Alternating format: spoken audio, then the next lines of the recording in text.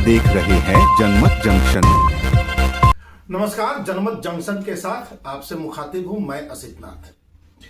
आज हमारे साथ बिहार के जाने माने पत्रकार कुमार निशांत हैं।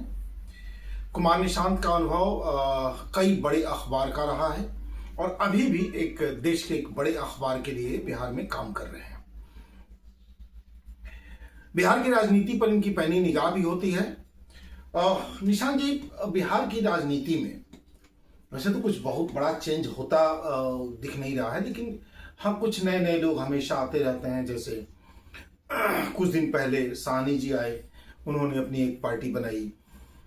उसी दौरान एक और पार्टी बनी, वो एक लड़की आई थी, उन्होंने खुद को मुख्यमंत्री का दावेदार ही घोषित कर दिया और एक उन्होंने पार्टी बना ली।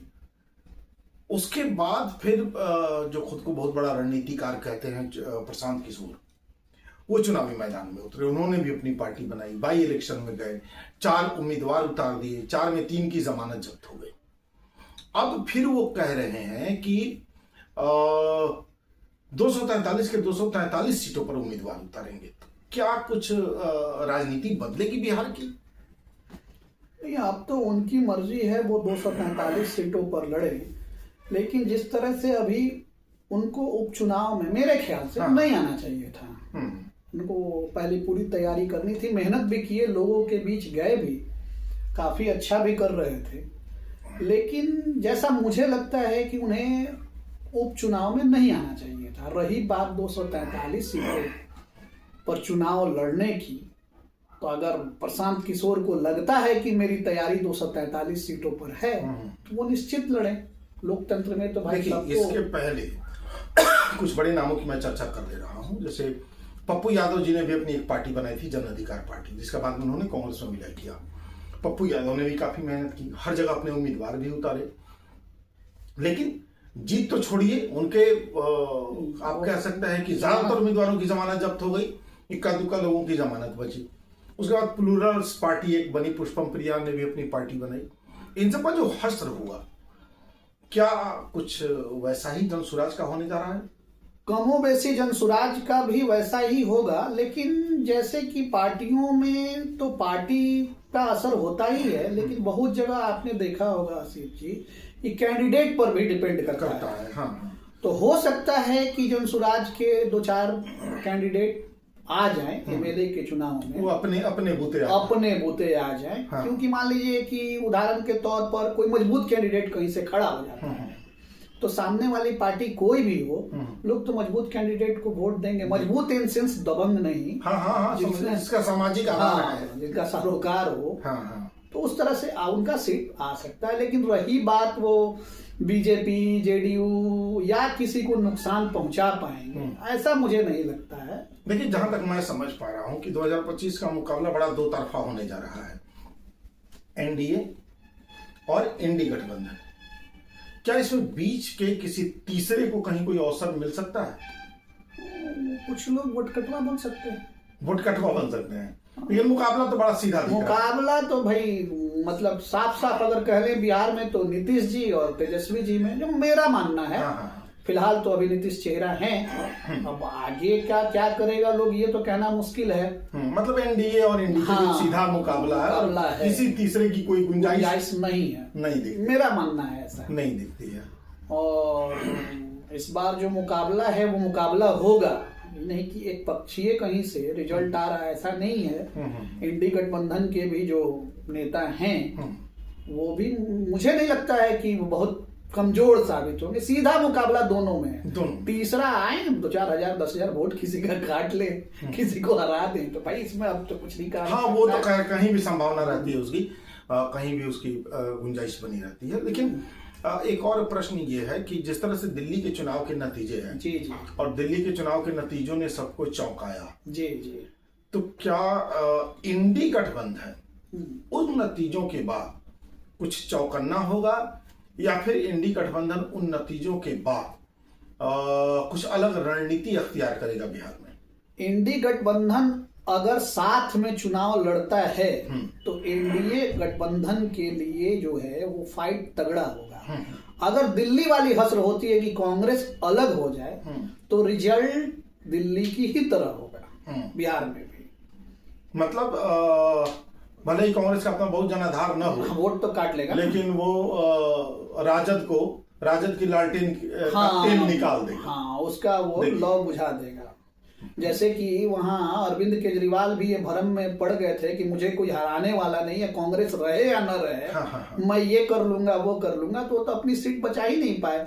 आप देखेंगे जितने सीटों पर आपने चुनाव अभी मैदान में हारी है, उसमें कहीं 10,000, कहीं 200, कहीं 500, 600, मुझे आंकड़ा पूरी तरह से याद नहीं है, लेकिन जो भी है उसने कांग्रेस के कैंडिडेट ने ही वो वोट काटे हैं।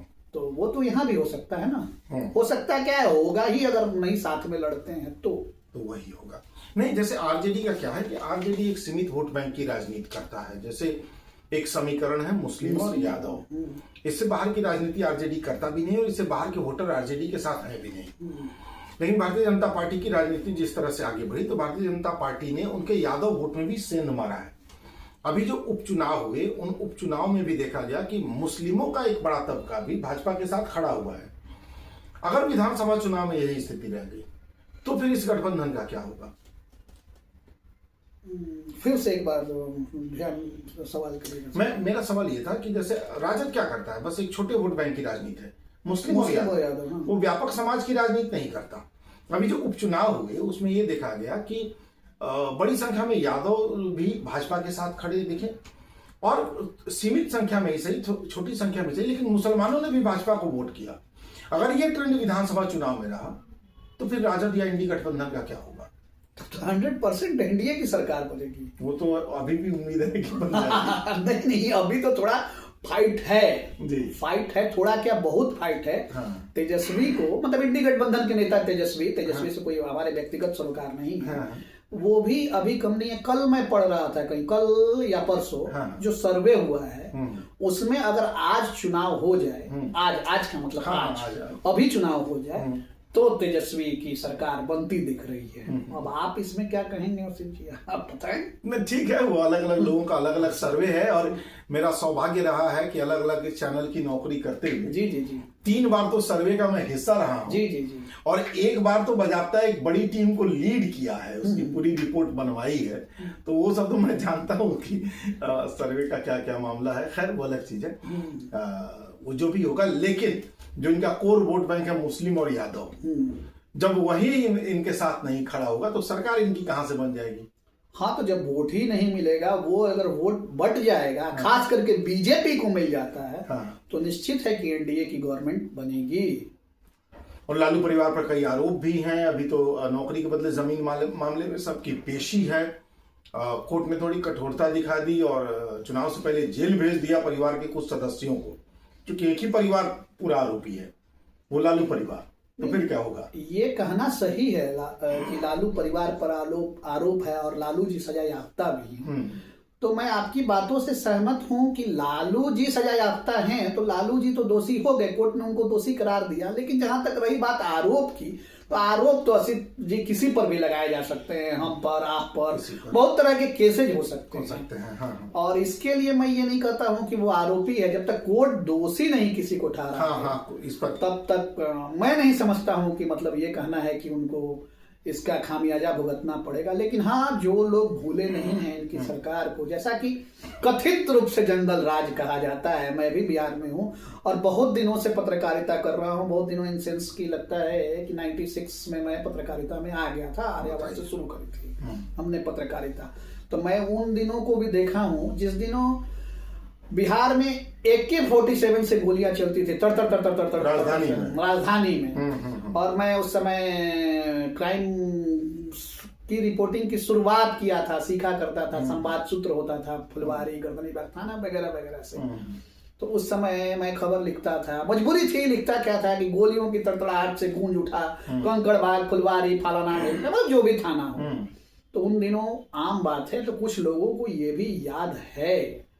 इसीलिए वो दौर शायद बिहार दोबारा देखना नहीं चाहता है और इसीलिए शायद इस बात की गुंजाइश बहुत कम है कि वो लोग फिर वापस सत्ता में आए। लेकिन देखना तो मैंने भी है कि सीएम आवास से जो गाड़ियां निकलती थी उसमें भी राइफल की नाल दोनों तरफ बाहर निकली होती थी और पता चलता था कि उस गाड़ी में कोई बाहुबली बैठा निकल रहा है, जिसको उस समय कथित तौर पर पुलिस खोज रही होती थी और वो आराम से मुख्यमंत्री से मिलकर निकलता था उनके आवास में उनके साथ भोजन करके। तो सारे दौर लोगों को याद है।